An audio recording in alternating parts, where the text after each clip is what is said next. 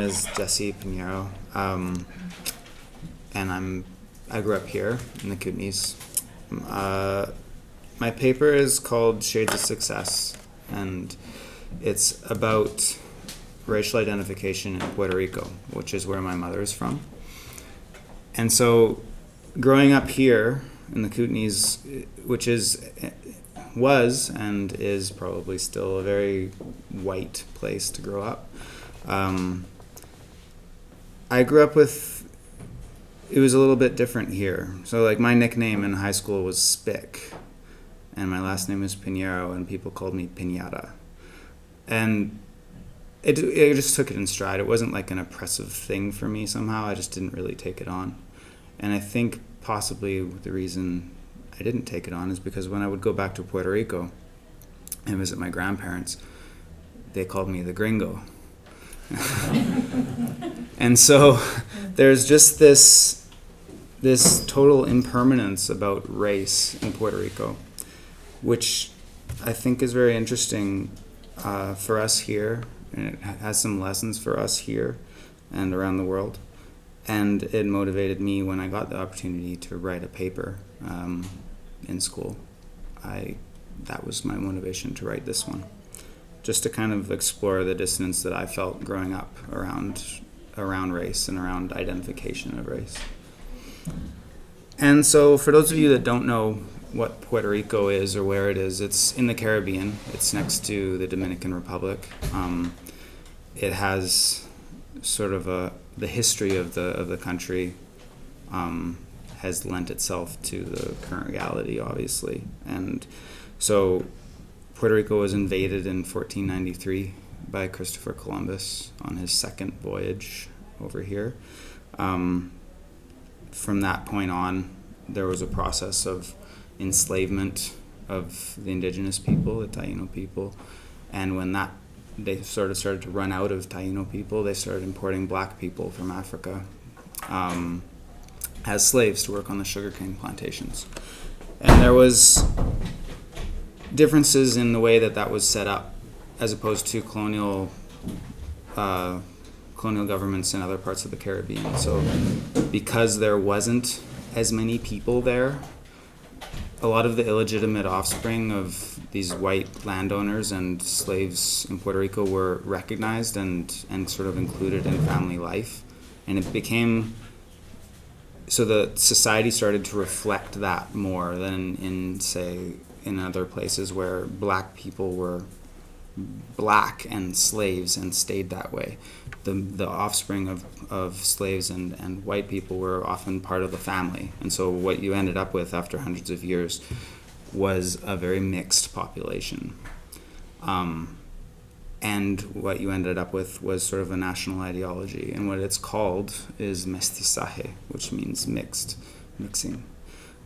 And that is sort of what Nancy Denson and Jacqueline Villarrubia, they call that is a continuum between black and white. So race is a continuum between black and white rather than a dichotomy.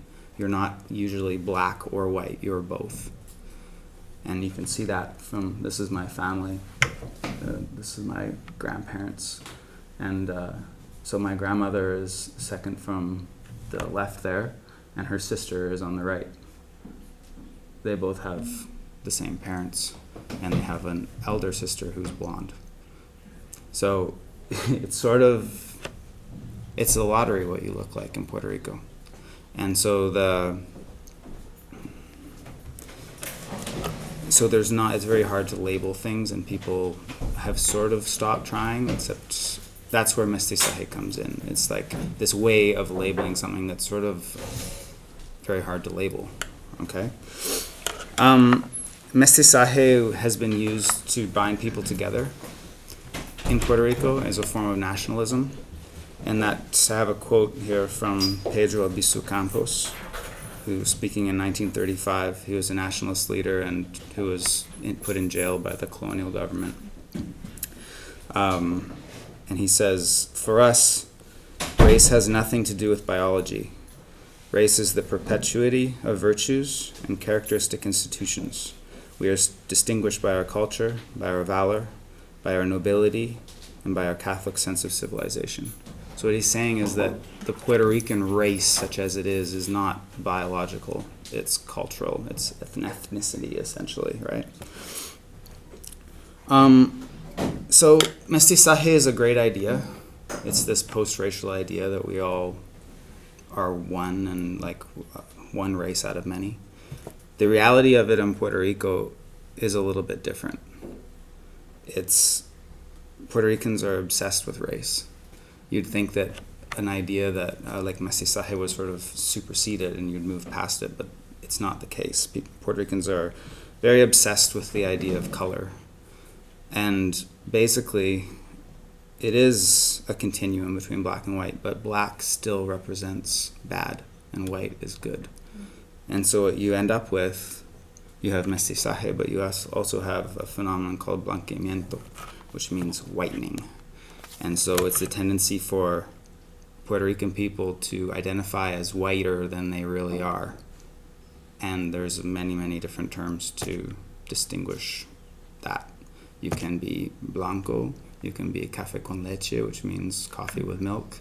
You can be piel canela, which means cinnamon skin. Indio, which means, a dark skinned person with straight black hair. So everybody is labeled, even though you're unlabelable. Everybody is labeled. And this blanqueamiento phenomenon can be seen from the census reports in Puerto Rico. From 1899, which was the first census ever conducted, 62% of Puerto Ricans identified as white.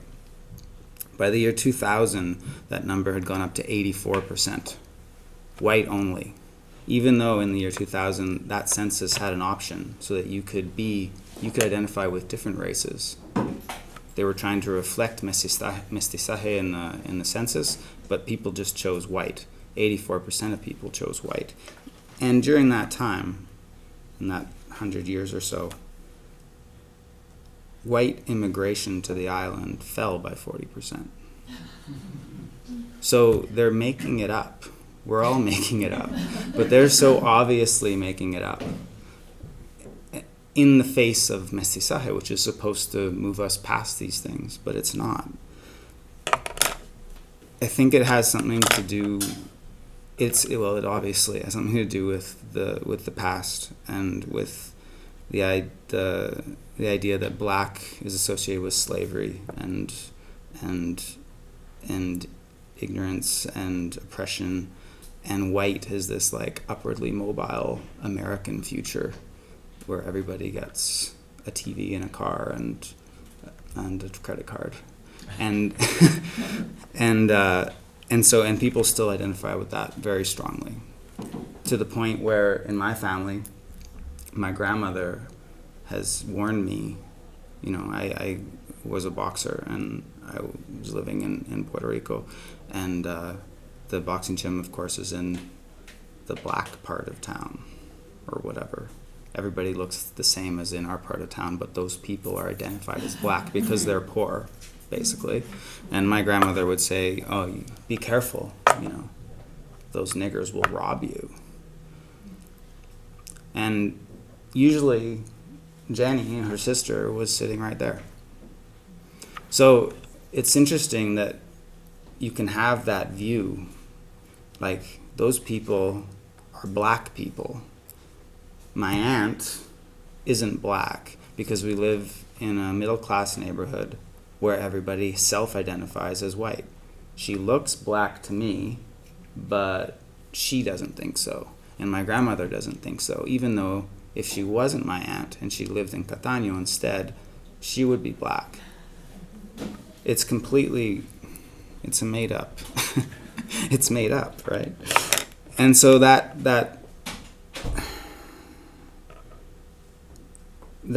constant, I think, confusion and that constant striving to be something other than mixed, other than brown, other than black, is reflected in Puerto Rico, and it's a bit heartbreaking, I think, because the potential is there. And I think the idea of mestizaje supersedes race. It's a post-racial future backed up in a reality that everybody can see. You can go in the street and you see people of all colors. You can go to somebody's house, you can go to my house, and you can see the full spectrum, the full color wheel right in front of you, and they're all related. It's totally just luck of the draw what you look like. And so that is the truth. And yet people are so hung up on their past, and they have so much attachment to those ideas about race, where white is good and black is bad, that it's really impossible to move past that. However, I think that fluidity has a lot of good lessons for us here. Just the idea that is something that is so easy to just make up. It's so easy to just, you can arbitrarily decide that you're white. You can arbitrarily decide that you're black. And if enough people believe it, it's the truth. It's got nothing to do with what blood you have inside of you, really. And that reality in Puerto Rico, even though there's another reality, because people don't want to believe it, people don't want to act on it. But I think that is a lesson to us here, and a lesson to people in countries where there are more homogenous racial groups, where people do identify like as white. So in Canada, if you are not white, you're black, basically, which is why I have the nicknames that I had in high school. And in Puerto Rico, if you're not black, you're white, kind of, you know what I mean? You use the opposite ends of the spectrum. And yeah, so that lesson there, and that fluidity, I think is just it's a good thing to think about for us here, as well as just the realization that you've got a country there where the realities of race are so, they've moved past racial stereotypes in such a profound and obvious way, and yet it's going to take so much work to move past it in reality, because we're all very hung up on it. So we have to really realize that there's a lot of work to do to move into a post-racial future, because in Puerto Rico we have a post-racial future, but nobody wants to admit it yet. I think that's my presentation.